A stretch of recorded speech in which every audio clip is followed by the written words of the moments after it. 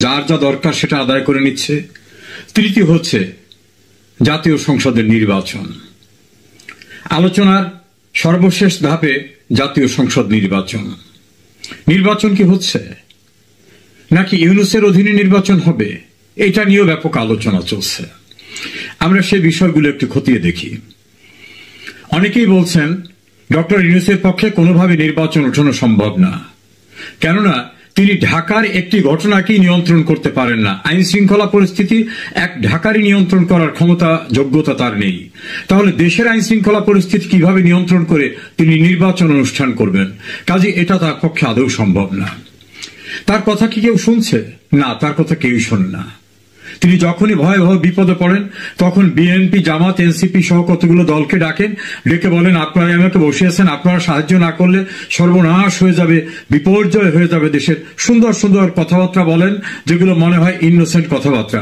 আসল কথাটা হলো বিপদে যখনই পড়েন তখন ডেকে ওই কথাগুলো বলেন, যেটা মির্জা ফখরুল ইসলাম আলমগীর তার একটা বক্তৃতার ভিতরে বলেছিলেন। অন্যদিকে তাকে যারা বসিয়েছেন দেশের ভিতরে এভাবে যারা দাবি করেন, জামাত, শিবির, এনসিপি, তারা বলছেন সংস্কার ছাড়া কোনো নির্বাচন হবে না। কারণ আমরা যে কাজ করেছি আমাদের দায় মুক্তির দায়িত্ব কে নেবে? এই দায় মুক্তির ব্যবস্থা নিশ্চিত না করে কোনো ইলেকশন হতে পারে না। সংস্কার মুখে মুখে, আসল কথা হলো তাদের দায় মুক্তি। আমেরিকা থেকে নিয়ে আসা ডক্টর আলী রিয়াজ পরিষ্কারভাবে বলছেন আমরা সবাই মিলে সংবিধান ভঙ্গ করেছি, আমাদের মৃত্যুদণ্ড হতে পারে।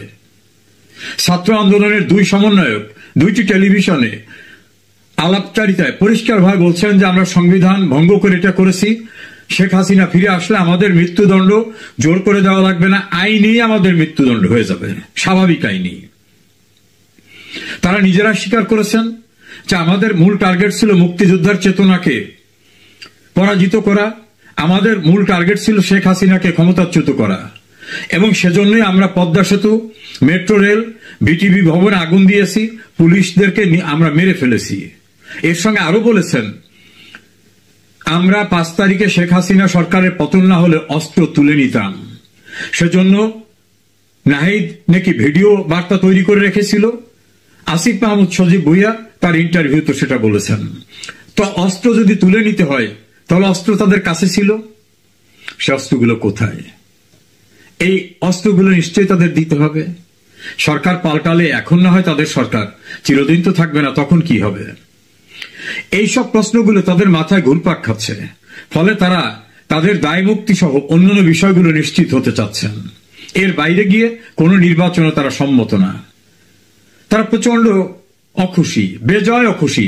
তারা ইউনূসকে বলছেন বেঈমান, গাদ্দার। আসিফ নজরুলকে বলছেন ভণ্ড, ভণ্ডামি করছে। লন্ডনে গিয়ে ডক্টর ইউনূস সরকার বিক্রি করে দিয়ে আসছেন, সেজদা করে আসছেন, এমন তির্যক ভাষায় গালিগালাজ তাদেরকে করতেছেন। জামাত ইসলামও জানে সরকার গঠন তো দূরের কথা, সংসদে আইন অনুযায়ী সংসদে বিরোধী দলের মর্যাদা পেতে গেলে যে কয়টি সিট লাগবে, যে কয়টি আসন লাগবে, তাও তারা পাবে কিনা তারা এটা নিয়ে সংশয়ে থাকে। ফলে তারাও জানে পরে যারা গভর্নমেন্ট ফর্ম করতে পারে যদি নির্বাচন হয় তাহলে ওনাদের অবস্থা কি হবে। কারণ ওনারা বিএনপির প্রধান নেতা তারেক রহমানের নামের পিছনে ফিমেল অর্গানের নাম বলে যে স্লোগান দিয়েছে, তারেক রহমানের নামের পিছনে খারাপ একটি শব্দ ব্যবহার করে ভার্সিটি টিএসসিতে যে স্লোগান দিয়েছে, তাদেরকে বাস স্ট্যান্ডের দল, চাঁদাবাজির দল, গরুরহাটের দল, এমনকি তারেক রহমানের মাকে নিয়েও যে অশোভন অশ্লীল ভাষায় কথা বলেছেন। তারেক রহমানকে যেমন বলছেন চাঁদা আদায় হয় পল্টনে, চলে যায় লন্ডনে। আবার তারাও যেভাবে 71-এর রাজাকার হিসেবে উল্লেখ করেছেন। ফলে দূরত্ব এমন জায়গায় গেছে যে কেউ কারোর প্রতি সংবেদনশীল থাকবে এটা ভাবার কোনো কারণ নাই।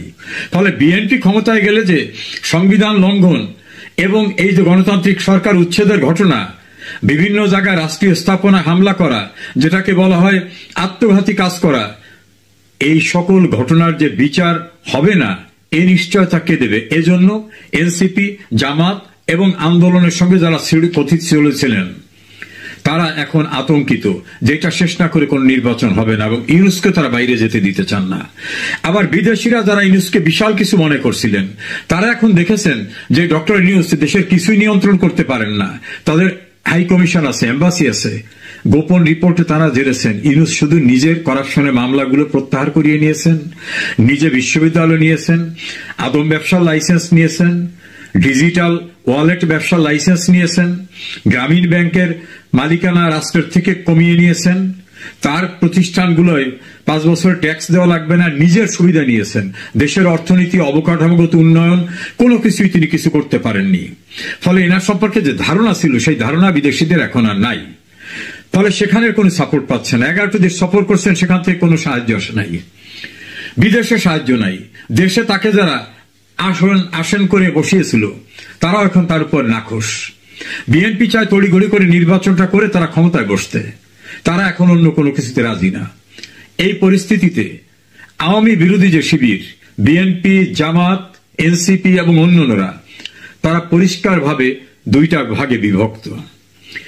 এদেরকে কাকে অখুশি করবেন, কাকে খুশি করবেন? যদিও বিএনপির সঙ্গে গাঁটছড়া বেঁধেছেন ইউনুস, কিন্তু জামাত কি ছেড়ে দেবে? এনসিপি কে তাকে ছেড়ে দেবে? যারা এখনই বলতেছে উনি বেঈমান, উনি গাদ্দার, উনি সরকার বিক্রি করে দিয়ে আসছেন, ওনার প্রধান উপদেষ্টার সবচেয়ে বিশ্বস্তজন তাকে বলা হচ্ছে ভণ্ড। দেশের বাইরে যে নিরাপদে থাকবেন সে অবস্থাও তো না। লন্ডনে গিয়ে বাইরে বের হতে পারেন নাই, তার আর এক উপদেষ্টা নিউ ইয়র্কে গিয়ে বাইরে বের হতে পারতেছেন না। আইন উপদেষ্টা আর একটা দেশে গেছিলেন, সেখানেও বিমানবন্দরে ভয়ঙ্কর ভাবে লাঞ্ছিত হয়েছেন।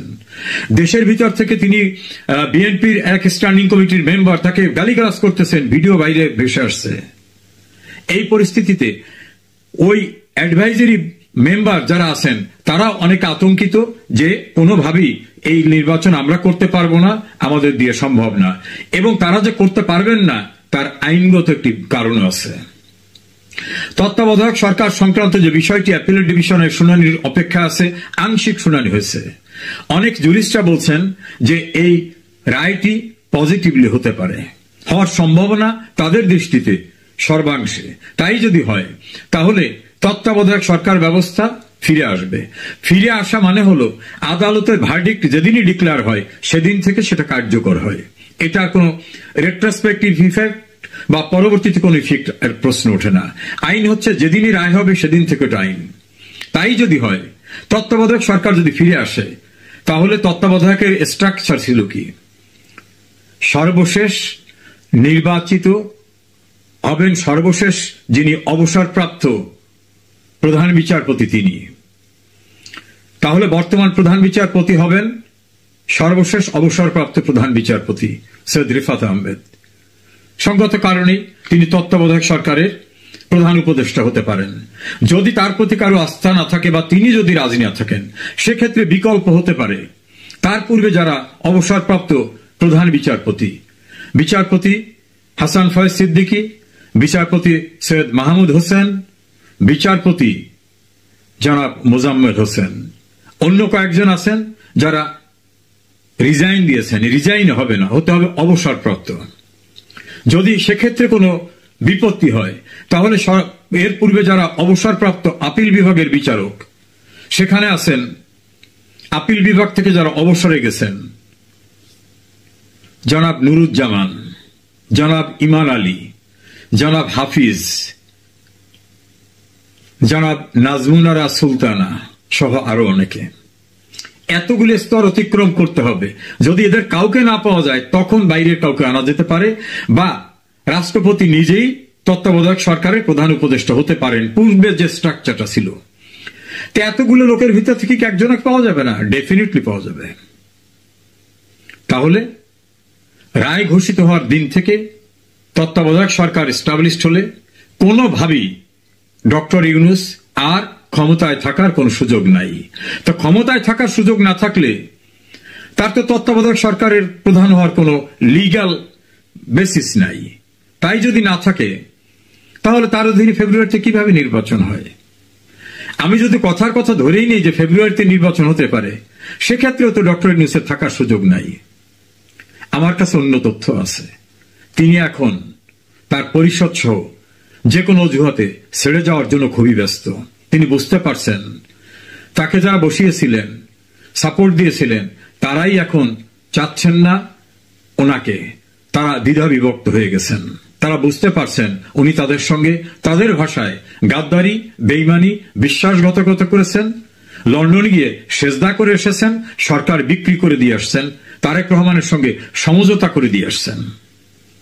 ফলে তারা আর ওনার দায়িত্ব নেবেন না। তবে তারা উনি যেন তেন উপায় নির্বাচন করে বিএনপিকে বসিয়ে দেবেন, এটাই তারা রাজি না। কারণ তাহলে তাদের ফাঁসির রজ্জু কে ছড়াবে? একাধিক সমন্বয়ক তো পাবলিকলি বলছেন শেখ হাসিনা ফিরে এলে আমাদের জোর করে সাজা দেওয়া লাগবে না, আইনেই স্বাভাবিকভাবে আমাদের মৃত্যুদণ্ড হবে, যেহেতু আমরা সংবিধান ভঙ্গ করেছি। ডক্টর আলী রিয়াজ তো বলছেন এই যে আমরা যারা বসা আছি আমরা সবাই মিলে সংবিধান লঙ্ঘন করেছি। তাহলে সংবিধান লঙ্ঘন করার পরিণতি কি হতে পারে এটা তারা ভালো করে জানেন। এই পরিস্থিতিতে ফেব্রুয়ারিতে আদৌ নির্বাচন হবে কিনা এটা নিয়ে পর্যবেক্ষকদের ধারণা কোনোভাবেই নির্বাচন ফেব্রুয়ারিতে হবে না।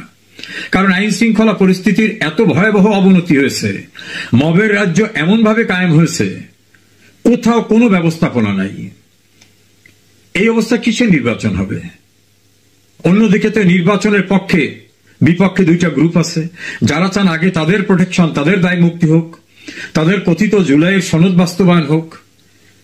বিএনপি চায় এসব বাস্তবায়ন তো বাইরে বসে করা যাবে না, সংসদে গিয়ে করতে হবে, তাহলে আগে সংসদ নির্বাচন হোক। পরিষ্কার বিভক্ত। এই অবস্থায় আইন শৃঙ্খলা পরিস্থিতি পক্ষে নেই। অন্যদিকে আওয়ামী লীগ এবং আওয়ামী লীগের সমমনা দল সমূহকে 14 দলীয় জোট সহ সিপিবি এবং অন্যান্যদেরকে ওয়ার্কার্স পার্টি, জাসদ, গণ আজাদী লীগ, গণতন্ত্রী পার্টি, ন্যাপ এদেরকে বাদ দিয়ে, জাতীয় পার্টিকে বাদ দিয়ে নির্বাচনের যে স্বপ্ন দেখা হচ্ছে, প্ল্যান করা হচ্ছে, সেখানে সার্ভেতে দেখা গেছে বিএনপির পক্ষে 12%, জামাতের পক্ষে 10% এবং এনসিপির পক্ষে 2%। 12, 10, 22 আর 2, 24% মানুষ ভোটের ব্যাপারে মুখ খুলেছে। আর 7% বলেছে আওয়ামী লীগকে ভোট দেবে, 14% বলছে আমরা বলবো না।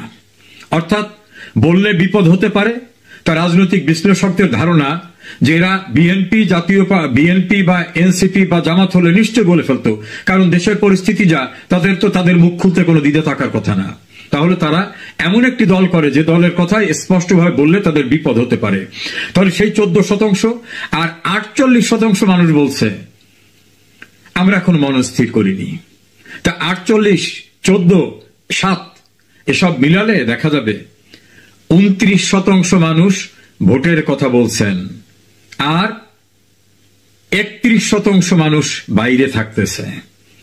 তাই 31% মানুষকে নিয়ে ভোটে 71% মানুষ বাইরে থাকতেছে, 29%কে নিয়ে ভোট। এই ভোটের যদি নির্বাচনও করে সেটা কি কোনো গ্রহণযোগ্য নির্বাচন হবে? কোন জায়গায় রিকগনিশন পাবে? আর এই জাতীয় একটা বানোয়াট সাজানো 96 15ই ফেব্রুয়ারি মার্কা নির্বাচন, এটা করার জন্য সশস্ত্র বাহিনী কি সায় দেবে, সাহায্য করবে? অনেকে বিশ্লেষকের ধারণা, অবসরপ্রাপ্ত সেনা কর্মকর্তাদের ধারণা, সেনাবাহিনী, সশস্ত্র বাহিনী এই ঝুঁকি নেবে না। এই জাতীয় সাজানো অগ্রহণযোগ্য একপাক্ষিক নির্বাচনে তারা পার্টি হতে চাইবে না। তো তারা যদি না থাকে তাতে ইউনূসের পাহারা দেওয়ার তো লোক নাই, তার তো আর নিজস্ব কোন লোক নাই। তার পাহারাদার তো সশস্ত্র বাহিনী, পুলিশেরা। তার তো আর কোথাও এনজিওর কিছু লোক আছে, সেই লোকটা তো আর পাহারা দিতে পারবে না। তারা তো আর নির্বাচন উঠাতে পারবে না। পর্যালোচনা আমরা এখানে আসতে পারি, ফেব্রুয়ারিতে আদৌ নির্বাচন হচ্ছে না, এটা বিশ্লেষকদের ধারণা, এবং তারা মনে করেন 90% ধারণা যে নির্বাচন ফেব্রুয়ারিতে হওয়ার কোনো কারণ নেই। সেজন্য ইউনূসের একটা অজুহাত লাগবে, তিনি বলবেন দ্বিধা বিভক্ত হয়ে পড়ছে, জুলাই সংস্কার এটা বাস্তবায়ন হয় না, ইত্যাদি ইত্যাদি। আর তত্ত্বাবধায়ক সরকার সংক্রান্ত জাজমেন্ট এসে গেলে আইনসঙ্গতভাবেই ইউনূস থাকতে পারবেন না। যদিও আইন অনুযায়ী ইউনূস থাকার এমনিও বর্তমান অবস্থান নাই, কারণ তার লিগ্যাল কোনো বেসিস নাই এই পোস্টে বসে থাকার।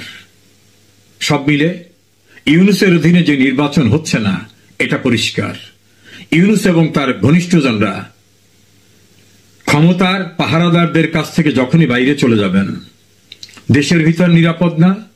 দেখলাম বিএনপির স্ট্যান্ডিং কমিটির একজন সদস্য আসিফ নজরুলকে তীব্র ভাষা আক্রমণ করে কথা বলছেন, বের হয়ে যাও। ছাত্ররা তো তাকে বলতেছেন আপনি ভণ্ড। তিনি নিজে বলতেছেন এত জটিল এটা শেখ হাসিনার আমলে বুঝিনি। আর দেশের বাইরের কথা তো বললামই, লন্ডনে এসে হোটেল থেকে বের হওয়া যায় না, নিউ ইয়র্কে গেলে লাঞ্ছনা খেতে হয়, আর এক দেশে গেছে লাঞ্ছনা। পৃথিবীর কোন দেশই নিরাপদ না। যে বাঘের পিঠে সওয়ার হয়েছেন অনুপযুক্ত হয়েও, এখান থেকে নেমে দেখুন না, নামাও কঠিন, বসে থাকাও কঠিন। অপেক্ষা করুন, এর পূর্বেও তো অস্বাভাবিক কিছু ঘটে যেতে পারে। বাংলাদেশ বৈচিত্র্যে ভরা দেশ, কখন কি হবে কেউ জানে না। কেউ ভেবেছিল সাজাপ্রাপ্ত দণ্ডিত একজন ব্যক্তি এসে ক্ষমতা দখল করবে, কারণ ইউনূস তো তখন সাজাপ্রাপ্ত ব্যক্তি ছিলেন, কনভিক্টেড ছিলেন। আরো একটু সময় অপেক্ষা করুন, নিশ্চয় আরো অনেক আকর্ষণীয় অধ্যায় সামনে রয়েছে। ভালো থাকুন সবাই।